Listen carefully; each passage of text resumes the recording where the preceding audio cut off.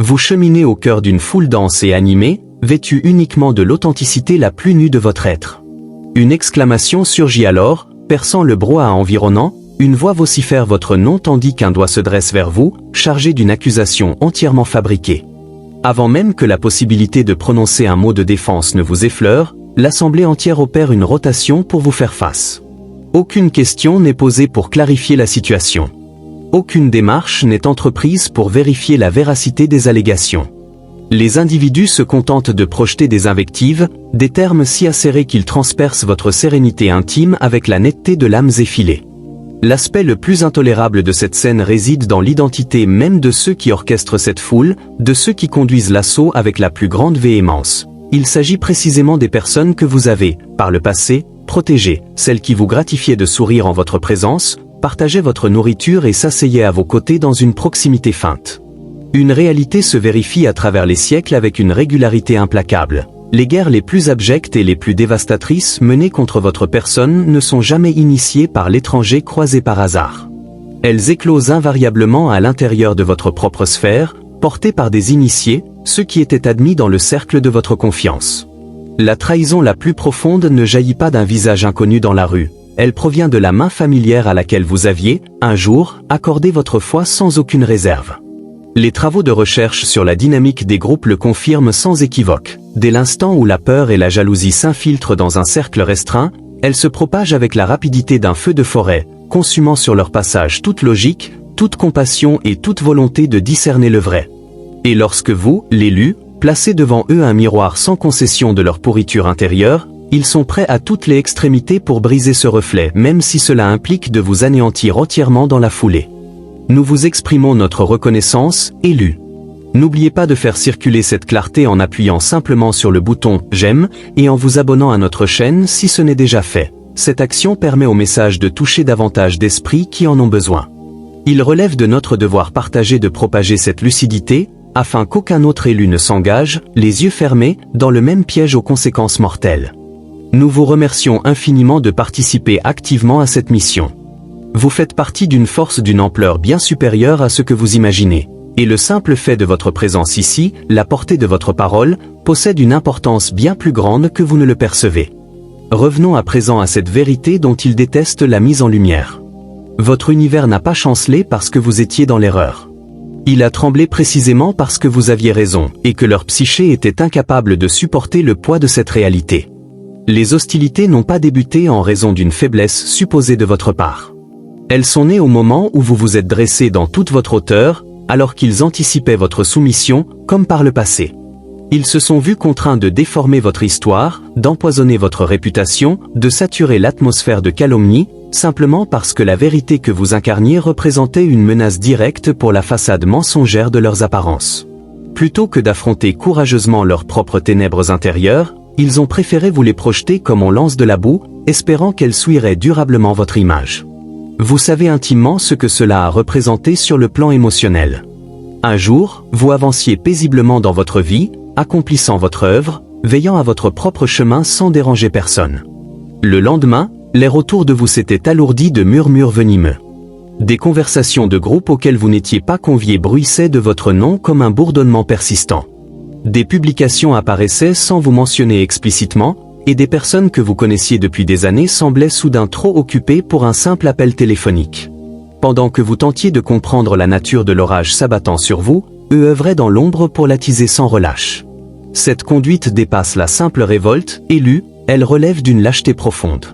Car ce qu'ils ont orchestré ne correspondait en rien à une confrontation loyale et ouverte. Il s'agissait d'une embuscade à part entière. Ils n'ont jamais eu l'audace de croiser votre regard. Ils ne vous ont jamais accordé la moindre opportunité de vous exprimer ou de défendre votre cause. Ils vous ont frappé dans le dos, puis ont eu le front de se comporter comme si la blessure que vous portiez était de votre propre fait. Cette attitude révèle l'intégralité de leur caractère véritable. La réalité nue est que ce type d'offensive concertée ne vise jamais l'individu sans conséquence. On ne monte pas une campagne de diffamation contre quelqu'un qui ne représente rien. Non, vous avez été ciblé précisément parce que votre simple présence dérangeait leur mensonge collectif, parce que votre nom portait une autorité naturelle, parce que votre voix menaçait leur emprise illusoire sur le récit dominant. C'est la raison pour laquelle ils ont dû vous couvrir de boue avec tant d'acharnement, pour semer le doute dans l'esprit du public avant que votre vérité ne puisse se déployer librement. Mais voici une autre réalité qu'ils exècrent. La boue peut temporairement recouvrir un diamant, mais elle est radicalement incapable d'en altérer la nature intrinsèque. Aujourd'hui, leurs manœuvres ont produit l'effet exactement inverse de celui escompté. Les gens commencent à poser les interrogations qui s'imposent. Même ceux qui avaient initialement cru au mensonge perçoivent à présent les incohérences du discours. Ils observent l'énergie démesurée que vos accusateurs dépensent à garder votre nom sur leurs lèvres. Ils constatent l'effort colossal déployé pour tenter de vous annihiler, et cette observation suscite en eux une question fondamentale. Pourquoi une mobilisation si intense contre une personne isolée? Dès l'instant où ces questions émergent, élues, la vérité est déjà en mouvement, devenue irrépressible. Ce phénomène transcende votre histoire individuelle. Il incarne un schéma aussi ancien que l'humanité elle-même. Les figures les plus influentes, les plus puissantes et les plus transformatrices de notre histoire collective ont systématiquement subi les assauts les plus violents au moment précis où elles représentaient la plus grande menace pour l'ordre établi. À leur instar, vous découvrez aujourd'hui que le fait de demeurer fermement ancré dans votre vérité comporte un prix à payer. Mais l'univers recèle une merveilleuse ironie, il veille toujours à ce que ce tribut ne soit jamais versé en vain. La même foule qui vous lapidait symboliquement aujourd'hui sera contrainte, un jour, de contempler votre élévation au-dessus d'elle, intacte et rayonnant, et n'aura d'autre option que d'avaler la poussière soulevée par votre progression continue. Par conséquent, tenez bon. Leurs actes étaient ignobles, mais ces mêmes agissements ont déjà initié le processus de leur propre dévoilement aux yeux de tous. Plus ils s'expriment, plus leur masque se déchire de manière irrémédiable. Sous peu, les individus qu'ils ont tenté de retourner contre vous percevront la supercherie. Et ceux qui se sont acharnés sur l'innocent devront répondre de chaque mensonge proféré. Alors, élus, êtes-vous prêts à explorer avec moi chaque recoin obscur de ce qu'ils vous ont infligé? Progressivement, nous allons tout mettre à nu, non par désir de vengeance, mais pour qu'à l'avenir, lorsqu'ils tenteront une manœuvre aussi vile, vous la discerniez de très loin. Manifestez votre engagement en laissant un commentaire ci-dessous composé des chiffres 777 si vous êtes préparé à vous dresser, inflexible, face à leur tissu de fausseté. Et maintenant, avançons ensemble vers cette révélation. Croyez en mon expérience, si vous êtes véritablement un élu, vous ressentirez une attraction irrésistible pour demeurer jusqu'au dernier mot. Il ne s'agit pas d'un simple récit. C'est votre attestation vivante. Commençons. Première vérité, la toile de mensonge qui les étouffe en premier lieu. Quiconque sème un mensonge creuse simultanément sa propre sépulture. Plus le mensonge est ambitieux et profond, plus la fosse devient béante. Élus, ils étaient intimement convaincus que leur version déformée de votre personne deviendrait la narration officielle que le monde retiendrait.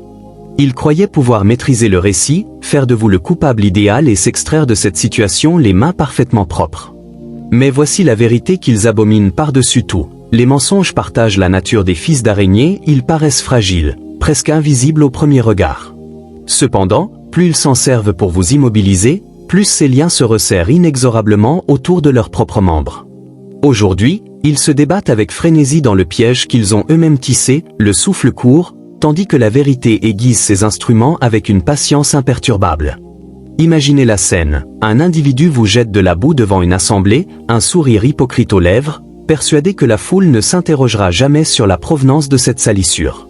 Mais la boue dégage une odeur caractéristique, élue. Avec le temps, chacun finit par identifier celui dont les pieds étaient enfoncés dans le marécage. Ceux qui vous ont désigné du doigt sont à présent ceux dont les mains dégoulinent de cette même matière visqueuse, sous le regard de tous. Vous vous interrogez sans doute sur la raison qui les a poussés à déployer tant de moyens pour détruire quelqu'un qui ne leur avait jamais causé le moindre tort. La réponse est limpide, bien que douloureuse. Votre existence représentait un miroir dont la contemplation leur était devenue insupportable. Votre seule présence mettait en lumière chaque faille, chaque fragilité qu'ils s'évertuaient à dissimuler. Vous n'aviez même pas besoin de l'énoncer verbalement. Vous n'aviez pas à le démontrer activement. Cela transparaissait dans votre posture, dans le simple fait que votre force ne dépendait pas de leur approbation. Et cette réalité les terrifiait au plus haut point. Les enregistrements d'appels téléphoniques ne mentent pas. Les captures d'écran ne s'effacent pas spontanément. Les données de géolocalisation ne se réécrivent pas pour s'adapter à leur scénario. Et surtout, les témoins véritables, ceux qu'ils pensaient avoir réduits au silence par l'intimidation, commencent maintenant à émerger dans la lumière. Ils croyaient que la peur suffirait à museler toute voix discordante. Mais ils ont omis une loi universelle, la peur s'émousse avec le temps, tandis que la vérité ronge la conscience jusqu'à ce qu'elle déborde inéluctablement.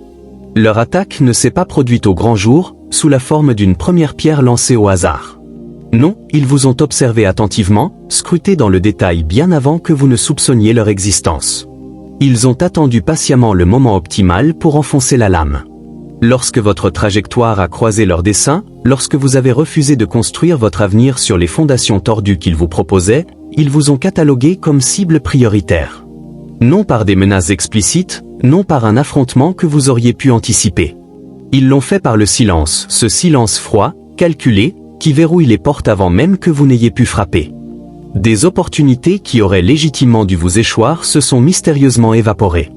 Des personnes qui vous accueillaient autrefois avec cordialité ont soudain agi comme si votre nom leur était totalement inconnu.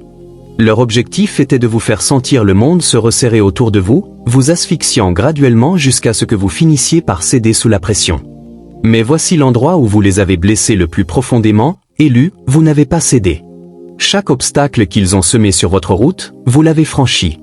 Chaque mur qu'ils ont érigé, vous avez trouvé le moyen de le contourner. Chaque murmure qu'ils ont propagé, vous l'avez traversé sans dommage. C'est cette résilience qui les consume intérieurement, leurs mensonges n'ont jamais réussi à étouffer votre vérité. Certes, leurs actions étaient abjectes. Mais voici l'élément qui devrait provoquer sur vos lèvres un sourire, fût-il crispé. Le karma n'a nul besoin de carte géographique pour localiser sa destination. Ceux qui ont tenté de vous enterrer scrutent désormais constamment par-dessus leur épaule, car les mêmes outils qu'ils ont utilisés pour vous détruire se retournent inexorablement contre eux. Les communications téléphoniques qu'ils ont initiées refont surface dans des contextes qu'ils avaient souhaité garder secrets. Les captures d'écran qu'ils ont falsifiées sont confrontées aux versions originales. Les informations qu'ils ont distillées à des interlocuteurs mal intentionnés sont maintenant révélées devant le même public qu'ils avaient autrefois mobilisé pour vous humilier. C'est la nature inhérente du mensonge, il exige une maintenance permanente. Il faut le répéter inlassablement, l'ajuster, colmater les brèches lorsque la vérité commence à filtrer. Plus ils s'acharnent à maintenir cette construction fragile, plus ils apparaissent désespérés et pathétiques. Vous, en revanche, n'avez aucune action spécifique à entreprendre. La vérité n'exige pas que vous la défendiez activement. Elle ne requiert que du temps. Savez-vous ce qui les terrifie réellement en cet instant précis ? Ce n'est pas la perspective d'une confrontation directe. C'est la manière sereine et imperturbable dont vous avez continué à avancer tandis que la vérité œuvrait en coulisses, sans fracas, sans précipitation. Ils s'attendaient à une réaction de rage explosive. Ils espéraient que vous perdriez le contrôle et leur offririez ainsi des munitions supplémentaires pour alimenter leur narration. Mais vous ne leur avez pas accordé cette satisfaction. Vous avez simplement poursuivi votre chemin. Et en agissant ainsi, vous les avez contraints à observer leurs mensonges se putréfier lentement en pleine lumière. Voici une vérité qu'ils ont du mal à ingurgiter. La même foule qui applaudissait autrefois leurs accusations sera celle qui assistera, fascinée, à leur déchéance spectaculaire. La nature humaine est versatile, elle se délecte du drame, mais elle apprécie encore davantage le spectacle d'un menteur démasqué et humilié. Lorsque ce jour arrivera, élus, vous n'aurez même pas besoin de rechercher la vengeance. Leurs propres paroles deviendront le poignard qui les transpercera. Vous vous interrogez peut-être sur la possibilité de recevoir un jour des excuses sincères.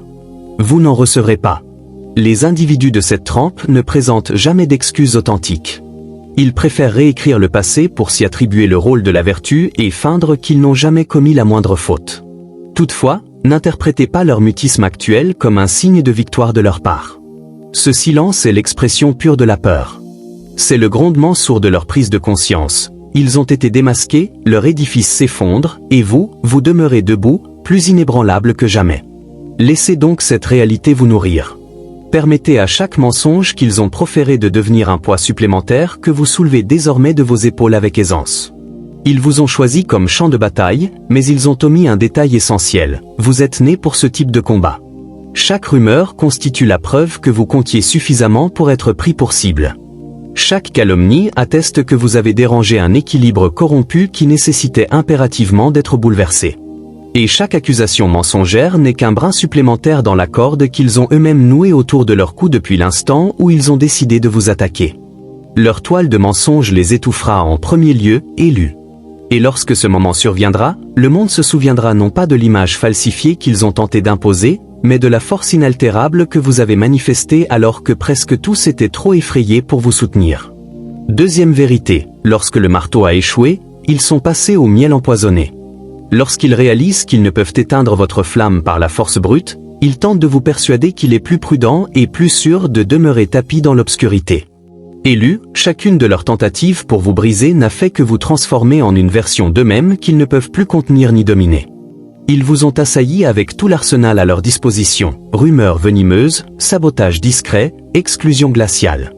Mais au lieu de vous fracturer, vous avez absorbé chaque impact, vous en avez extrait la sagesse, et vous en êtes ressorti plus affûté, plus précis, plus dangereux pour leur univers factice. Voici ce qui les ronge intérieurement. Chaque ombre qu'ils ont tenté de projeter sur vous n'a fait que révéler avec plus d'éclat l'intensité de votre propre rayonnement. Cependant, lorsque les assauts frontaux se sont avérés inefficaces, ils ont adopté la stratégie classique des lâches, le changement de méthode. Ils ont compris qu'ils ne pouvaient pas vous abattre en affrontement direct. Ils ont donc opté pour l'approche insidieuse, vous faire douter de vous-même de l'intérieur. Ils ne sont plus venus armés d'épées visibles. Ils sont arrivés avec des mains tendues et des paroles enveloppées de douceur, offrant ce qui ressemblait à du réconfort, mais qui exsudait une destruction lente et méthodique. Imaginez la scène, un serpent qui siffle dans l'herbe haute représente déjà un danger, mais au moins vous connaissez sa position. Le péril véritable provient du serpent qui s'enroule doucement autour de vos chevilles, chaud, immobile, simulant l'innocence jusqu'à ce que vous vous endormiez. C'est exactement de cette manière qu'ils ont opéré dans cette phase, lentement, avec une amabilité feinte, avec une précision froide. Ils parlaient de modération, d'équilibre, de paix intérieure, mais ce qu'ils souhaitaient réellement obtenir, c'était votre capitulation silencieuse. Ils ont travesti la renonciation en sagesse supérieure. Ils ont tenté de vous convaincre qu'abandonner votre puissance personnelle était l'indice d'une maturité avancée. Vous vous interrogez sans doute sur les raisons de cette approche. La réponse est claire, ils savaient parfaitement qu'ils étaient incapables d'éteindre votre feu par leurs propres moyens. La seule manière de s'approprier un tel pouvoir est de vous pousser à y renoncer volontairement. Ils ont déjà réussi ce tour de passe-passe avec une multitude d'autres individus avant vous. Nombre d'entre eux ont fini ensevelis dans des sépultures peu profondes de doute, persuadés qu'ils étaient trop ambitieux, trop audacieux, trop intenses. Ils craignent viscéralement tout ce qui échappe à leur contrôle, et ils ne maîtrisent que ce qui consent à s'agenouiller. Ils misaient sur votre épuisement. Ils pariaient que si leurs murmures doucereux persistaient suffisamment longtemps, vous finiriez par les intérioriser comme des vérités. Tu travailles avec trop d'ardeur, tu es trop passionné, il serait peut-être sage de ralentir. Ils ne prononçaient pas ces phrases par souci de votre bien-être. Ils les énonçaient parce qu'ils percevaient l'élan irrésistible que vous étiez en train de générer, et cette perspective les terrifiait. Imaginez un fleuve puissant qui creuse son lit à travers la roche. Les habitants situés en aval sont incapables de l'arrêter avec leurs seules mains. Alors, ils viennent à vous avec des regards bienveillants et des voix apaisantes, vous suggérant que le fleuve serait plus heureux s'il coulait plus paisiblement, avec plus de mesure. Ce qu'ils expriment véritablement, c'est leur terreur face à la direction que prend ce cours d'eau, face à la force irrépressible qu'il incarne. C'est précisément à cet endroit qu'ils vous ont sous-estimé de façon catastrophique. Ils pensaient que vous réagiriez comme les autres, que vous interpréteriez leur manipulation comme un conseil avisé. Mais vous avez percé leur jeu à jour. Vous avez compris que ce qu'ils redoutaient n'était ni votre tempérament ni votre ambition, c'était votre pouvoir émancipé, votre force indépendante de leurs règles et de leur validation. L'arme la plus redoutable de l'adversaire n'est jamais la lame ostensible. C'est le récit qu'il parvient à vous faire intégrer sur vous-même. Ils savaient qu'à partir du moment où vous commenceriez à douter, leur victoire serait assurée. C'est la raison pour laquelle vous ne leur avez jamais offert cette satisfaction. Oui, vous avez écouté leurs paroles. Oui, vous avez souri avec politesse. Mais au plus profond de votre être, vous connaissiez une vérité absolue. La sagesse authentique ne vous demande jamais de vous réduire. L'équilibre véritable ne vous oblige jamais à vous trahir. Et toute paix qui exige que vous éteigniez votre propre flamme intérieure n'est rien d'autre qu'une geôle déguisée en havre de paix. Ils souhaitaient vous faire oublier le chemin parcouru, les tempêtes traversées, les batailles remportées sans leur autorisation ni leur approbation. Ils voulaient s'approprier le mérite de votre survie tout en implantant des graines de doute qui, un jour, vous feraient questionner la réalité même de vos accomplissements. Imaginez une autre métaphore, un maître voleur qui, incapable de forcer un coffre-fort, décide de convaincre le gardien que l'intérieur est vide, qu'il ne contient rien de précieux ni digne de protection. C'est exactement leur stratégie. Ne pas vous voler votre couronne, mais vous persuader que vous n'en avez jamais porté. S'ils ne peuvent s'emparer de votre pouvoir, ils s'attaquent à votre croyance en ce pouvoir, et à leurs yeux, cela équivaut à une victoire totale. Mais voici où le scénario se retourne contre eux de la manière la plus éclatante. Élus, chaque tentative pour vous faire douter de vous-même n'a fait qu'accentuer l'intensité de leur crainte face à ce dont vous étiez réellement capable. Réfléchissez, personne n'investit une telle quantité de temps et d'énergie à briser un individu qu'il considère comme insignifiant. Personne ne consacre des mois, voire des années, à élaborer des manœuvres contre une menace inexistante. Leur acharnement constitue en soi la preuve irréfutable de votre importance. Voici un élément qu'ils n'avaient jamais anticipé. Plus vous endurez leurs assauts, plus les témoins silencieux vous perçoivent pour ce que vous êtes véritablement. Il existe des observateurs discrets qui notent que vous n'avez jamais flanché, que vous n'avez jamais cédé sous le poids de leur fausse bienveillance. Ces témoins commencent à se poser la question pertinente. Pourquoi déploierait-on autant d'efforts pour éteindre une lumière, si ce n'est parce qu'elle est d'une intensité aveuglante? Laissez-les donc changer de tactique. Laissez-les essayer chaque subterfuge de leur répertoire. Cela ne démontre qu'une seule réalité, ils ont épuisé leurs armes honorables. Ils sont incapables de vous affronter sur un terrain équitable. Ils sont donc contraints de ramper en périphérie. Mais les serpents finissent toujours par révéler leur sifflement caractéristique. Ils ne peuvent dissimuler éternellement leur venin.